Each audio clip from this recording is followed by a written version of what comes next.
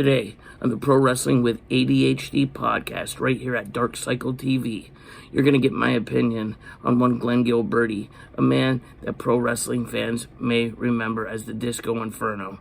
I'm going to tell you exactly, if you haven't heard, what he said about the untimely passing of a loved man, and that is Mr. Brodie Lee. If you have not heard or read this, I suggest that whether you read it before you hit the play button going forward, or whether you watch it afterwards, or you just listen to me, because I'm going to tell you exactly what was said. I'm going to let you know my feelings towards it, why I know for 100% fact the knowledge that this guy possesses is absolute none. You might as well call him Nancy Grace. That's today on the podcast.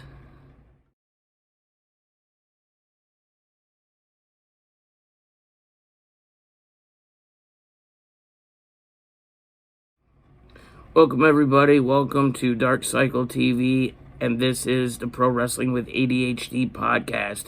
Today, I don't think I'm going to be all up and funny, laughing, joking, like I usually am. I'm in a decent mood at this moment, a very motivated mood, I will say that. Katie and I have been getting a lot of things taken care of. We got a lot of good stuff on the horizon, like literally right there, ready to, pop off for us, I guess you could say. And so that's really exciting for us. But something's been tickling my fancy for the last 3 or 4 days. And something that I've, talked about on social media, had a very good reaction from people on social media, whichever channel or avenue it was discussed on social media. It's had very good feedback, honestly, truly, anybody, you don't even have to, be in the wrestling business. You don't have to be a wrestler. You don't have to be a fan of wrestling. You just have to be a decent human being to know what was said by this, I will call this cancer to the business. The stuff that was said, you just have to be a human being to know that what he said is absolutely just disgusting. Now, I've read every comment after this story, because there's so much going around. Disco is yet to, whether he's just, I'm sure he's read it, but he hasn't discussed it. He hasn't set any rebuttal back. I'm trying each and every day. And if I'm gonna hear him on a podcast or say something about saying I'm trying to use his name to get any kind of notoriety, first and foremost, I don't know what kind of notoriety I'm going to get off a guy named Disco Inferno. You know what I mean? I've had a few more cups of coffee than him in the industry, I feel, and I'm telling you this right now, that the fact that this guy has any right or any knowledge to say the things that he's saying is disgusting. People know my opinions are very strong towards Nancy Grace and what I think of her, her knowledge and her journalism.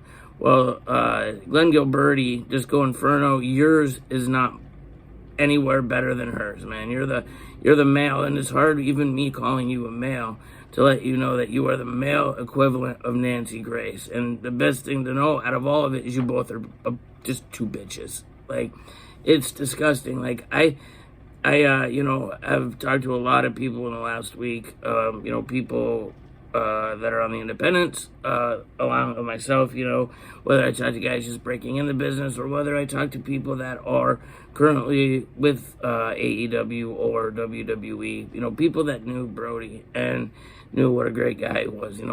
At the end of the day, Brodie and I met for the first time in 2003. I'm almost 90% positive I found some pictures that were on Misery the Barbarian's page, because he was on the same identical show as well. It was in Alexandria Bay, New York, at the Bonnie Castle Recreation Center. It was the same venue where Jim Cornette debuted with the WWF back in 1993. If I remember, I don't 100%, but I'm almost positive it was the August 2nd edition of Monday Night Raw. It was taped July 25th. I do know that much. It was a birthday gift for me. You could see me in the crowd for sure many times. I was like this little red-haired, curly-haired fat kid, right? So there I was. And, so yeah, you could absolutely see me. I showed Katie recently, and she saw it. She's like, "Oh, there you are for sure." And there's your brother. She saw we were there. And anyways, it was a small venue for Monday Night Raw. It was a huge venue for, a guy that was basically just starting in the business within a year and a half. And but I remember Brodie coming into that place, and I didn't know. I just knew we had certain guys booked out of Rochester, which I knew some of the guys from Rochester because. They came from Rock City Wrestling. They came up. We worked with a lot of their guys. We did a couple joint shows with them, and this happened to be one of the joint shows with them. And I remember he was either calling himself Huber Boy 2 or he called himself Throat Brodie Lee that night. I don't know. I just remember for a while, a couple of the guys were pissed off being there because I don't know what went on when it comes to who was running the event and stuff like that, but whatever reason, it's fine. But I remember the first thing I thought was when Brodie came in, I vaguely remembered him from the one Messina show that they did for Rock City Wrestling when I came up from Rochester. And I vaguely remembered him, probably, who knows, I could have been running around doing something, you know what I mean? I probably smoked some weed that day. Because, this is right before I broke into business, so it's a very good chance that I probably smoked a bowl or 5, So but when he came up there to Alex Bay, I was getting ready in the locker room, and I'm like, wow, that guy's a monster. And I remember saying, talking with people, at that point, I had just had surgery on my knee, and then I had the herniated discs on my back, right? This is 2 years roughly in the wrestling business, so unbelievable. So anyways, they used to call me the Pillman of the locker room, and I'm not happy about that now because it took me down a rough patch for quite a long time. But in the same moment, it makes me feel good to know that I am, clean off of any of that kind of stuff and any kind of drugs in general. So that means a lot, and to know that Katie and I both recovering together, like it's a big feat that people don't understand. It is when you actually cross into the clean zone, and you realize, holy shit, I could have died, right? And I'm getting a little off topic, but that's what we do on Pro Wrestling with ADHD. But I remember being the Pillman, and I remember it wasn't Brodie, but it was one of the other guys. I remember there was a team called the Technicolor Dreamboat. I'm pretty sure there was another group called now mind you, this is 2003, so this word obviously can't be used anymore, and it wasn't even meant to mean anything bad. I remember as a kid, it didn't mean nothing for me. I didn't know that it meant a different sexual orientation. It was just a word people said, but I remember, let's just say, the letters come out, and they're called freaking awesome guys. So they were just cool, and it was nothing like against that. It wasn't anything to be miserable. It was just a funny thing back. It's a different time, different era, different place. It's a lot of the new guys wouldn't understand it, and that's this is the world we live in, where there are too many disgusting people out there that really hate and discriminate against poor people that aren't the same as them, and it's too bad. So people really mean it when they say the shit nowadays. Back then, we never meant nothing. It was you would just make a joke out of it, and you call somebody whatever. I got called all kinds of names, you know what I mean, and but it never meant what people took it in an offensive way. It didn't mean it like that, if that makes sense. Anyways, again, totally off topic. Just want to tell you the tag team name, they were funny. I remember they popped me back in those days. I remember Charisma, also Charisma and Kid Justice. They were on the cards. Gabriel Saint, who I ended up doing like a 3-match deal against right afterwards. It was just I guess it was New York meeting New York. Like, we're on the far, far north, as far north as you can get before you end up in Ontario, like way northern Ontario.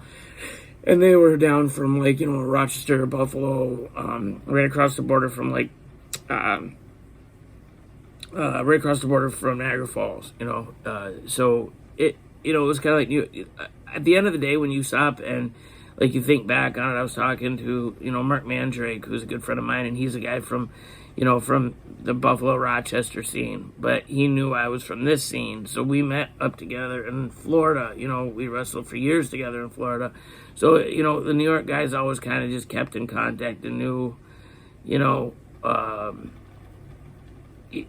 all knew we had each other's back, and the plan I had actually before COVID hit, there was going to be one more show ran here up the North Way. We're gonna do one big show, I remember, and I spoke to quite a few of the guys to come on in. I was gonna be having Colin Delaney, former WWE guy, but he was a Rochester guy, and he was one of the first guys I met. Him and his brother, they called themselves the Olsen twins, which was, again, funny play on words because Mary-Kate and Ashley, right?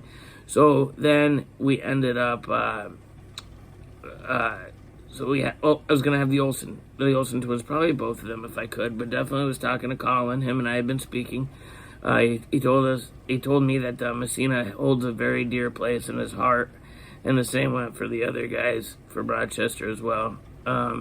So that was cool, and I also got a hold of Evil Uno, who I've wrestled many shows with and been on many shows with, and was booked by him as well. Over in Ottawa for C4 Wrestling a few different times, and always a good guy. He was going to come in, and I had also messaged Brodie. Brodie hadn't seen the tweet or the tweet message, but I had shot it to him because I wanted to have the Dark Order come up and be on one of the shows because I thought they were really entertaining from the start, but then when Brodie kicked in, then it was super extra entertaining, So he really made an impact. He really brought. If you look at it last December, not this past December, of course, but the December prior, we had, the end of AEW, the go-home show before the end of the year. They had that thing, the segment with the Dark Order, where that one guy that wasn't even, he's nobody contracted, and he was punching Dustin in the head, but he wasn't really punching him in the head, he was punching him, in 6 feet from his head, and that's how it went off, and a lot of people were upset with the way that they went home with that. And 1 year later, the horrible untimely passing of Brodie, but it really showed that the Dark Order were strong. They were still in it, that show was Dark Order, that show was the Exalted One. Brodie really made so much happen for those guys, and talented guys as it is, and then you bring this different type of human in, Brodie Lee, who's, he was obviously in WWE with Luke Harper, and, of course, like I said, I knew him as Huber Boy too, because his real name is Jonathan Huber. It's all the big rig Brodie Lee I saw him as many times. He was a dude. He was just a whole, he was an impressive specimen, impressive person, just somebody that when I heard about it and I watched all the different tributes and everything, there wasn't a dry eye in our place at all for this last week, really. Just seeing everything that people have done and talked about, and to see that he affected the people as much as he did, it reminded me of Eddie Guerrero and Owen Hart when they had passed. The amount of people that this one person had affected so many lives around the entire, world. Whether they were in wrestling, they were a wrestling fan, they were wrestlers, they were managers, referees, valets. It doesn't matter. Brodie meant so much to so many people. I was just reading on Facebook earlier, once again, the eye's wet and pretty good. A guy that's been, I consider him probably one of my, I consider him definitely one of my best friends in my whole life. Dan Craigbaum is, him and I have known each other for a lot of years. Another guy that came out of Rochester, Buffalo, as a referee, and he's my favorite referee still to this day. He may be 9 feet taller than me, and his head may weigh that of a 12-pound bowling ball. However, he's my favorite referee, and it doesn't matter that he's way taller than I am. It just, we always had a good time in there. I'm going to be bringing him onto this podcast on Dark Cycle TV here within the next week. discussing some of his stories with Brodie, because Brodie and him were very, very, very close. Dan, and his girl, Robin Sparrow. That's two birds. Robin Sparrow. Yeah, that's two birds, right? And then Olivia, who's their little girl, would call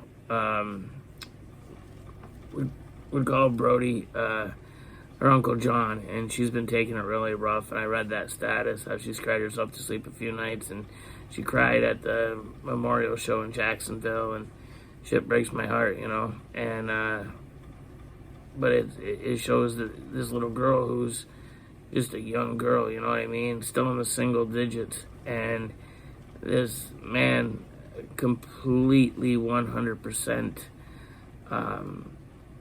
had such a huge impact on this little girl's life, and this to me, it's like it speaks volumes about who he was as a person and who he is as a man.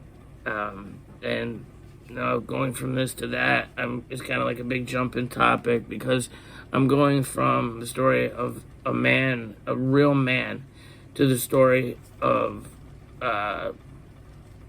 no man at all. A guy that has no balls, a guy that has no morals, no moral compass even. He has no boundaries. Also he has zero knowledge of anything to do with being a human being. It's not knowledge of being in the pro wrestling business. It's not knowledge of professional wrestling. It's knowledge of being a human, and a good human being. And that non-man I speak of is the male equivalent of Nancy Grace. And his name is Glenn Gilberti.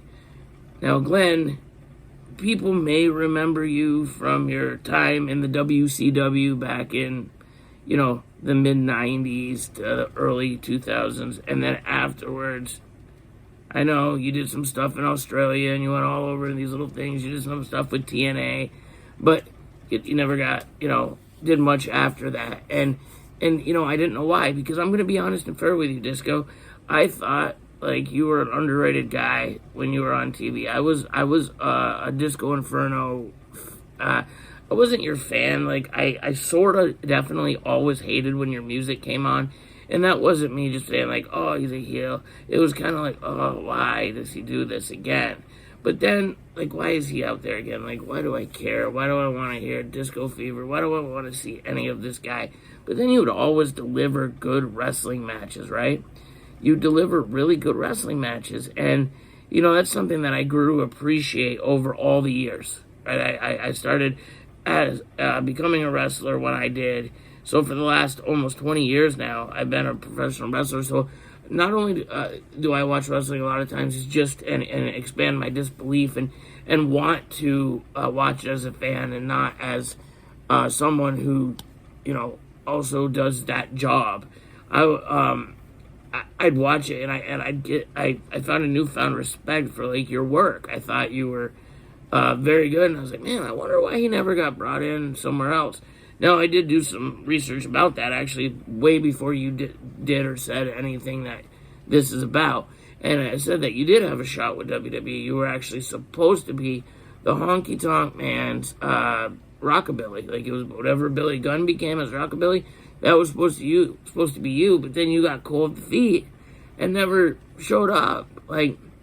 So that was showing early stage bitch assness.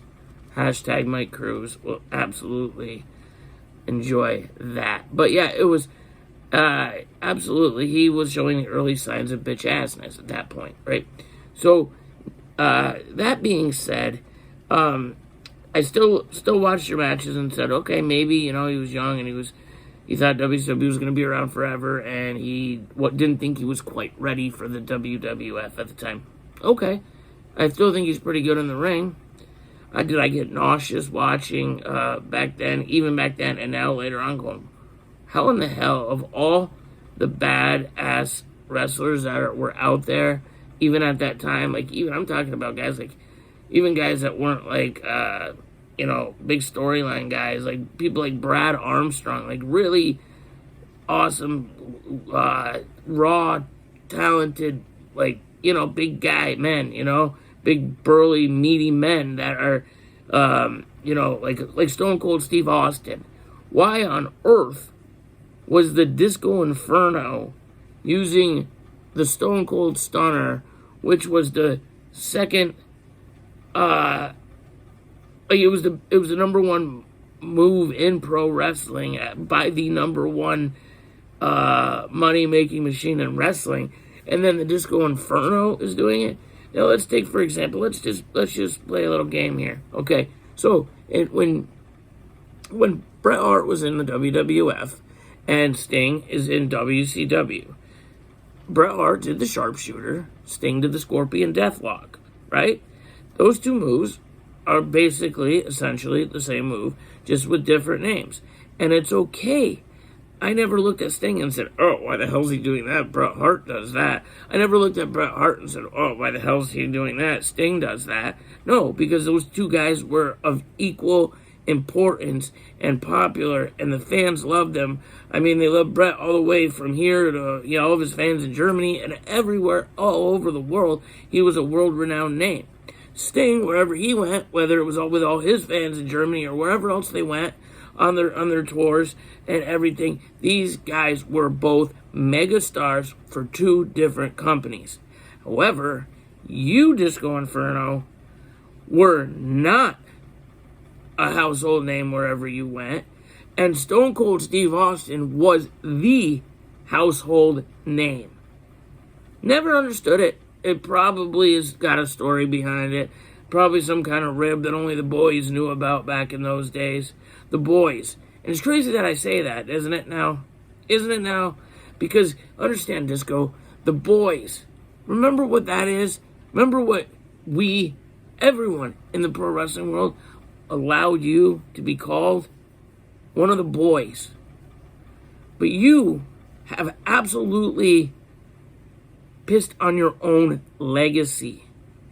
And in my eyes, and I'm sure many of the eyes of the guys and the girls in this business, look and say, he is never allowed in a locker room I'm in. He's never allowed on a marquee that I am on. And that is the honest to God's truth, because you're not one of the boys. And why, people? I still haven't come out and told what you said, but that's my segue into what I'm going to say right now. Glenn Gilbert, Disco Inferno, quote, says Brodie Lee's family isn't being transparent about his death. Right? Let's take a look here. I'm scrolling up on my desktop here. It says, during Conan's Keeping It 100, if you guys don't know, it is a podcast with the Disco Inferno and Conan. All right, now, here's the thing. Podcast, people try to generate excitement and they try to generate interest to come and listen to said podcast. Now, they do, on a weekly basis, they typically run down AEW. Now, do I agree with what they say? Absolutely not. Do they agree with what they say? I don't think Conan agrees with everything he says. He just knows AEW is a hot topic. So that's going to draw people to take a look. Disco Inferno talks crap. He's always got something that he has to say that AEW should have done something a different way. And at the end of the day, I don't agree with it, but it's his podcast. He's not harming anyone. They are not harming anyone. It is just purely entertainment. Correct? Now, that's null and void. That has nothing to do with their weekly things they talk about. That's just wrestling, and it's allowed because you're allowed to discuss your opinions and say what your opinions are if your opinions don't make you look like a piece of shit human being. Take, for example, Jim Cornette, who absolutely takes a shit on every AEW show ever. I do not agree with 90% of the things I say, or that he says. I do agree with everything I say. I don't agree with 90% of the stuff that he says but he says it in an entertaining way, and he says it because AEW is a hot topic, so it brings people in to listen to what he's going to criticize, which in turn still helps if people go back and watch their show afterwards to see, it's still bringing more eyes on the product, and those people can make the decision of their own of what they think about the product themselves. Now, when you look at Cornette says all of that, so I was very... he even didn't always say the nicest things about Brodie. He just called him boring Brodie. That was his thing. He just didn't get his gimmick. It's fine. That was something for him to talk about. However, when push came to shove and it became a time for people to be human beings, Jim Cornette became what he is, and that is a human being. And he went ahead and felt he had real feels. He really felt genuinely bad, genuinely sad about what happened to Brodie, as any human being in the world would if they were truly a good human being. But then you have Glenn Gilberti, Disco Inferno, Mr. Nobody Gives a Fuck About Me Anymore. So I'm going to go ahead and I'm going to try to get my name out there, even if it's saying the shittiest things that one human being can say about someone who is deceased and the family that is grieving the person that has deceased. So as I go through here, there's one other person that had talked out loud for Pro Wrestling Torch, and he was fired immediately I think he was fired by Wade Keller, because I think that's who's in charge of the Torch. But it's not like the Pro Wrestling Torch was like it's not like Pro Wrestling Torch was like the Sports Illustrated of wrestling magazines. That was obviously Pro Wrestling Illustrated was Sports Illustrated for pro wrestling. But, either way, the guy's name was Bruce Mitchell. Bruce Mitchell said he brought a lot of negative attention, and what he had said in quote was that he wrote an article, and that actually had him part ways with his employer, which is what I said earlier, which is the Torch. He said the cause of Brodie Lee's death should be released, and then you have Disco Inferno, who argued that Mitchell was not wrong in saying that Brodie Lee's family and AEW both would serve his memory best for being forthright about all the circumstances surrounding his death. Do you understand? Is any of that comprehending in any person's mind as something that should really be the Disco Inferno's fucking business? What the fuck does the Disco Inferno have any right of saying what happens in a family when there is a tragedy or anything happening in that family? Who in the hell are you? Who in the hell is Bruce Mitchell? Who are you non-talented, journalistic fucks? People that remind me of Nancy Grace. People who have no real moral compass in their body.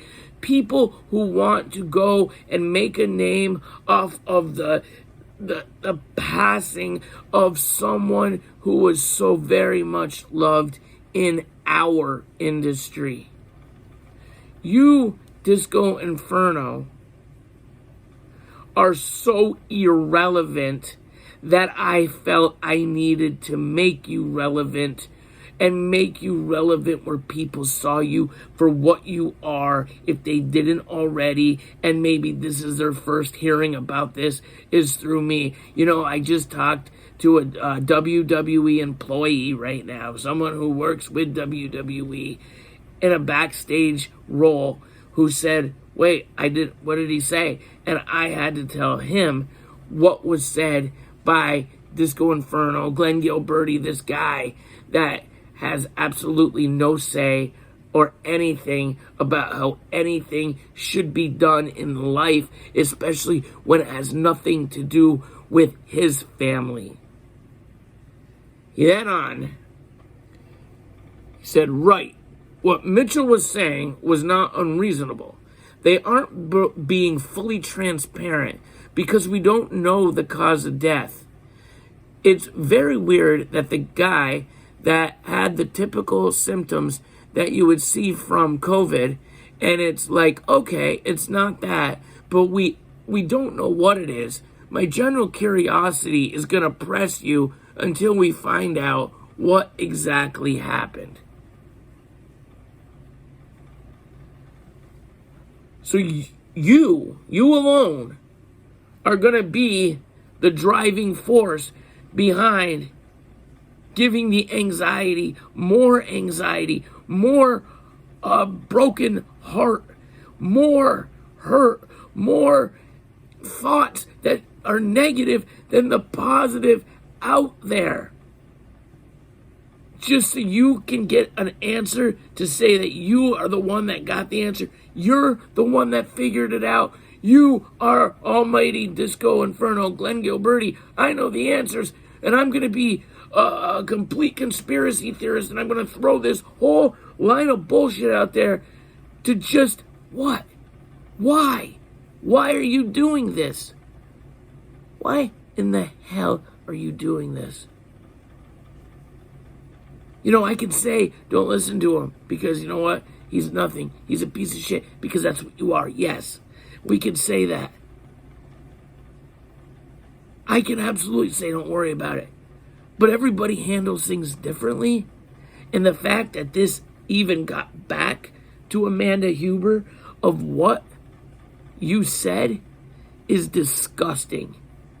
I think you are vile. You are a disgusting human being. I will never say you are one of the boys. I will never put you over. I will never talk good of you. I will never talk good of anything you have ever done in pro wrestling at all. And I won't, because you are not a good human, decent person. You are vile. You're roach-like. You're disgusting. You are a cancer that should never be welcome in a locker room, in a ring, at an autograph table, anywhere that has to do with pro wrestling ever again. Why? And I'm saying why, is because you are a coward.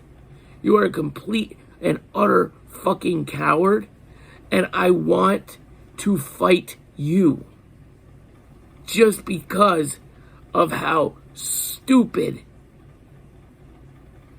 and how hurtful and careless you have been to the pro wrestling industry, the wrestlers, the entertainers, the fans, and Brodie's family and friends.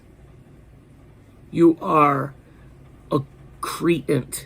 You are of nothing to anyone. I hope, yes, I'm just a merely wrestler, an independent guy that did some stuff on the major promotions, but never made a enormous name in the business off the independent wrestling scene. Correct? That's fine. But guess what? I feel that many people, including myself, have made it as good human beings. I want to end this now before I end up turning purple, exploding, and going even more crazy, as it is early in the morning and I do not need to wake up any neighbors. But I will inform you right now, you need to think long and hard. You need to look yourself in the mirror every single day and say, wow, I am the biggest piece of shit on planet Earth or anywhere else. You are trash, Glenn Gilberti. I will never watch another one of your matches if it comes up while I'm watching my Monday Nitros, if I pull up a pay-per-view, if I'm watching a TNA event, and your music hits or your face ends up on the screen, I won't watch.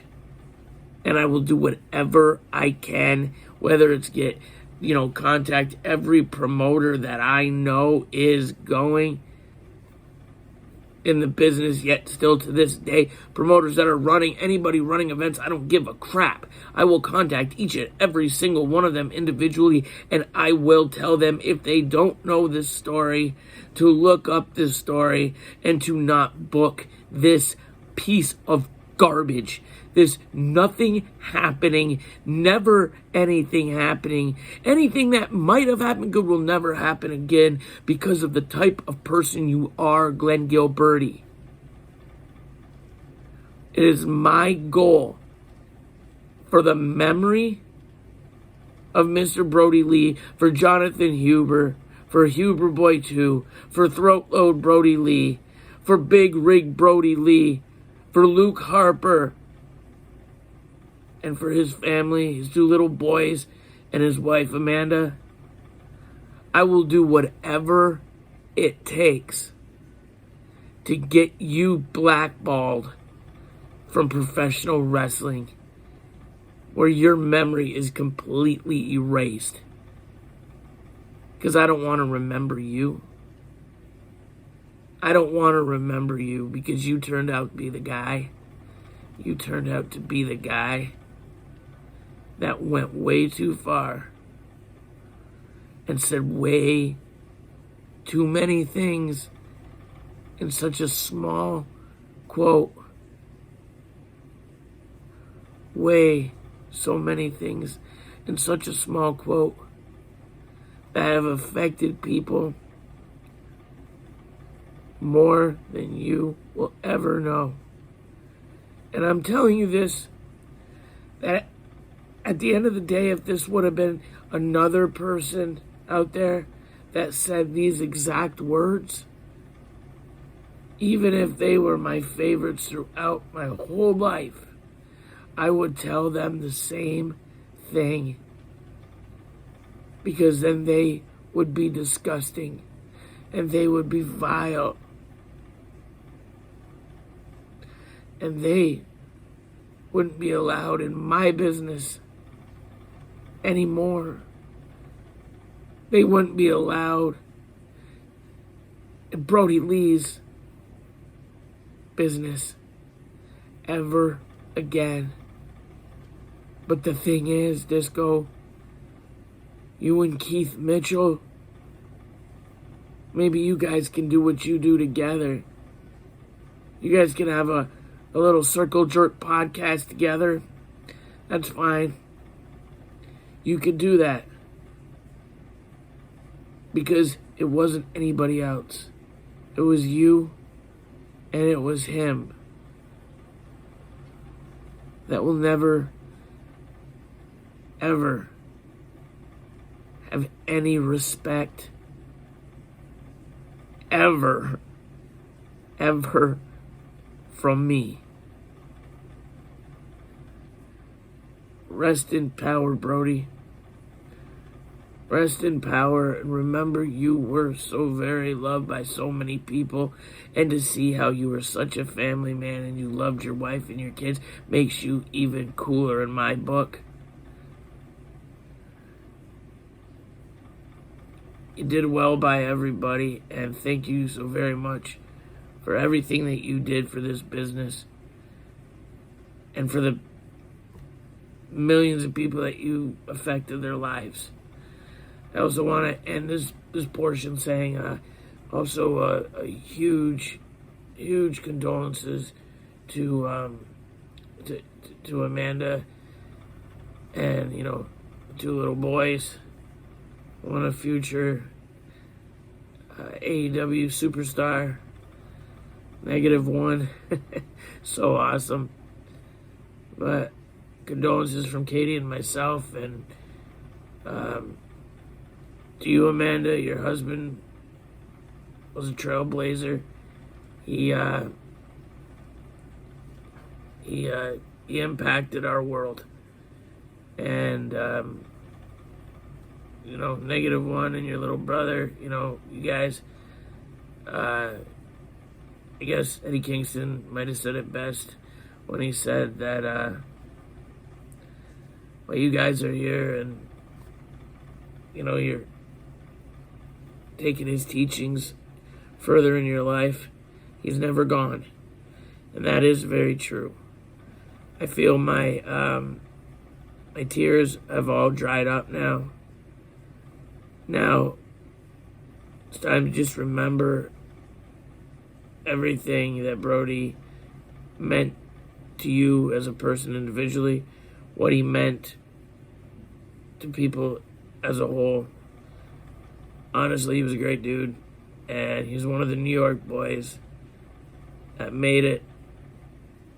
One of the New York boys that truly made it. And we're proud as fuck for that. And to also AEW and Tony Khan and, all the, the EVPs and everyone there, Cody, the Young Bucks, Kenny Omega, the whole deal. You guys are absolutely a class act. And, I'm friends with a lot of the guys you got there, and I'm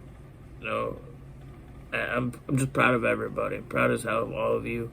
And thank you for keeping his name alive. And, maybe next year we'll see, and next year and every year following, maybe we'll be able to see a Brodie Lee Memorial Cup. Something cool like that. I think that'd be sweet. And, so yeah, that's pretty much the end of my scenario and what I wanted to discuss, and I meant every word of it. And today, this is going to be coming on. You guys will be seeing this, obviously. I appreciate you guys checking it out and listening to what I had to say. I just want this out there to the world, people that might not have heard about it, but to show people how this has affected so many people around the world. Just stupid words from stupid people that don't mean shit in this world, but yet their words, they do have some kind of consequences. Also, Katie right now is finishing up an hour and 20-minute or so video of our last haunted adventure. Crazy stuff happens. You guys are going to have to listen close to the spirit box, but not just that. We found more disembodied voices. You're going to hear, hello. That's what it kind of sounds like. And as soon as you hear that, we didn't hear it until playing back, of course, and then you hear on the Ovilus said, hello. So it let us know that it caught a ghost saying that word, and we caught the ghost saying that word before the Ovilus threw it out. Unbelievable paranormal evidence on this video that Katie's putting together. She has to get all the editing together. We do so much footage to get out there, and she has to make it all look pretty on YouTube here for you guys. And give her a thumbs up, for all the work she does with getting the editing done. That stuff's not easy. I have no patience for it, but she puts her heart into it, and God bless her for it, because she does an awesome job, and I'm proud of her for what she does. I'm very proud of her. I tell her every day, and I like you as well, everyone out there, to hug someone that means the world to you. Take the person you love most, put your arms around them, and tell them how much you love them, and you appreciate them, and how proud of them they are to you, how proud you are of them, and do that just because tomorrow is never a guarantee. Remember, every single one of us is only one breath from being there. But you should always have a smile on your face, knowing that when you die, you don't die. This is the first step on the way to eternal life. And we're all going to see each other again someday. All of us. We're going to live happy. And that's something I've learned over the years. Never was a religious person. Still not a religious person, but a very spiritual person. There's someone looking over. And yes, that person is God. And the people, the souls, the spirits that have left us are just waiting to see us again. Make sure, guys, like, share, subscribe. Leave some comments down below, because this was heartfelt. This was a lot coming from me. It wasn't my typical happy-go-lucky self, but honestly, there you have it, guys. And make sure to get this out there, let people know who Glenn Gilberti really is as a person. Make sure you guys set those goals, follow those goals, throw out those dreams, catch those dreams, and then keep smashing all the way through. Achieve everything you live in life. Achieve everything you want in life. Make sure you live a little and do everything that you want to do. Don't look back. Don't look back and say, what if? Be the cure for the what if today, and just do it. Till next time, guys, thank you so very much. One last rest in power, Brodie. Big Brodie Lee, you are the exalted one, and we thank you all. Tip of the hat.